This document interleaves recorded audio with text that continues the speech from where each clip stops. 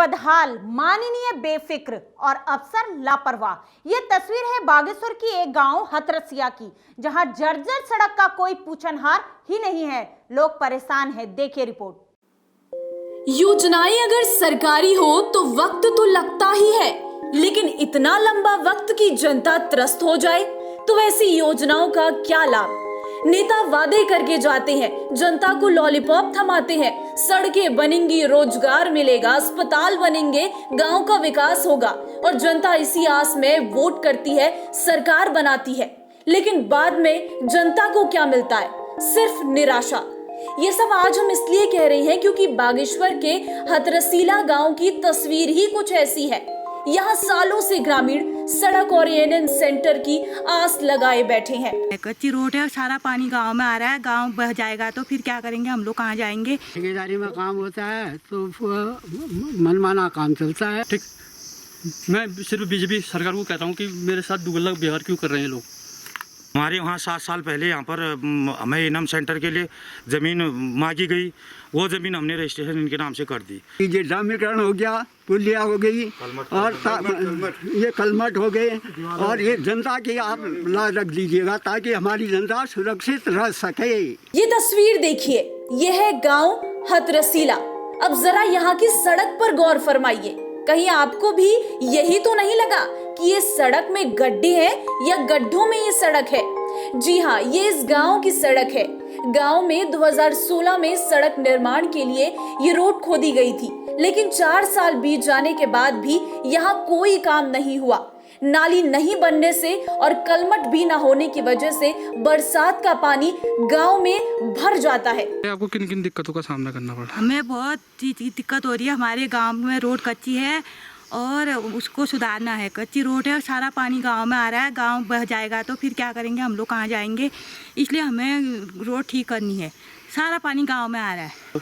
ये देखो कि पूरा जो है गांव का पानी, मतलब जो गजरे का पानी है पूरे गांव में जा रहा है। तो हमें सबसे ज़्यादा दिक्कत तो इसमें है। तो पूरी रोडें जो है 2016 में हमारे स्वर्गीय गोपाराम जी ने जो हमारा काम किया यहाँ पे, वो बढ़िया काम किया। तो उसके बाद इस रोड का जो है तब से जो है कोई जीर्णोद्धार नहीं किया।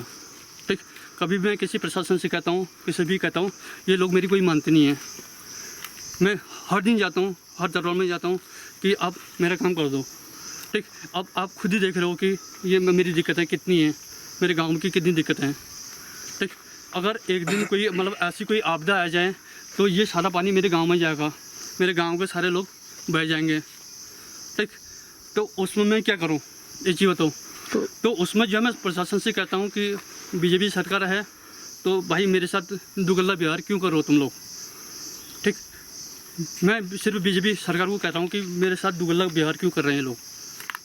ये लोग जो है मेरी रोड को नहीं देख रहे हैं। मैं कितने ज्ञापन दे दिया, कितना वो कर दिया। तो अभी मेरे पास एक लिस्ट भी है और सारी चीज़ें हैं।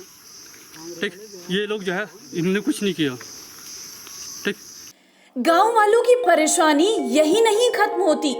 इस गांव में गांव वालों ने 7 साल पहले 24 नाली जमीन एएनएम सेंटर बनाने के लिए दान की थी, लेकिन अफसोस ग्रामीणों को ना तो एएनएम सेंटर मिला और जमीन गवाई सो अलग।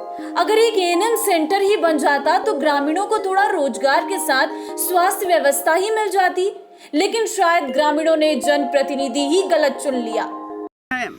एसी साहब के पास में गया और गोपाल राम जी की तो देन रही ही है। उन्होंने जो काम किए हैं वो शहर तो मेरे सारी जनता के लिए खुलेआम सामने दिखे हुए हैं।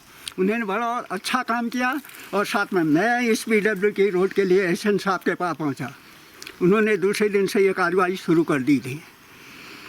तो आज इस सड़क की ऐसी हालत है। और उसके बाद जनता हित के लिए वल्ला पल्ला कमशार दुग नागरी के लिए जो संघर्ष मैंने किया, एएनएम ट्रेनिंग कॉलेज के लिए 200 नाली भूमि दे रखी है। आज पता नहीं डीएम साहब पता नहीं कहाँ फेंकते हैं, MLA साहब कहाँ फेंकते हैं, मुख्यमंत्री जी कहाँ फेंकते हैं। मेरी ज़मीन का क्या होगा सर? जो हमने 200 नाली ज़मीन यहाँ पे इशू करवाई थी, ये सिमगुनी एक हथरसिया तोक है, तो ये 200 नाली किया था, या तो सरकार इसमें एनएम सेंटर बनाए या तो वो ज़मीन हमें वापस कर दें। कितना टाइम पहले आपने ये 200 नाली ज़मीन उनको दान ये किया था? लगभग 7 साल समथिंग, इसकी डिटेल मेरे पास है नहीं, 7 साल समथिंग की मैं कह रहा हूँ। अभी पापा आ जाएंगे तो पापा जो है खुद ही जो है वो अपना जो है वो कहेंगे। तो उसमें जो है कि हमें क्यों ये सरकार परेशान क्यों कर रही है। बहरहाल जी ने इतना परेशान किया, मुझे बहुत ज़्यादा परेशान किया। ये हमसे जो है पूरा जो है बहरहाल जी ने पूरा वो किया मेरे से, नहीं ये खुद ही गए, इन्होंने पूरा जो है वो किया। तो बहरहाल ने क्या किया, जब वो अपना जो है मंत्री थे उस टाइम पे भी इन्होंने कुछ नहीं किया। आप कह रहे हैं कि वो वहाँ चले गया, क्यों गया? मेरी नाली या तो तुम वापस करो, जितना मेरी ज़मीन है उसे वापस करो, या तो फिर जो है यहाँ पे एनएम सेंटर बनाओ। गांव वाले तो अब बस यही कह रही हैं, या तो एनएम सेंटर बना दो या फिर उनकी जमीन उन्हें वापस सौंप दो। कम से कम खेती बाड़ी करके 2 पैसा कमा लेंगे। साथ ही गुहार लगा रही है, सड़क तो बना दो माननीय, वोट हमने भी दिया है।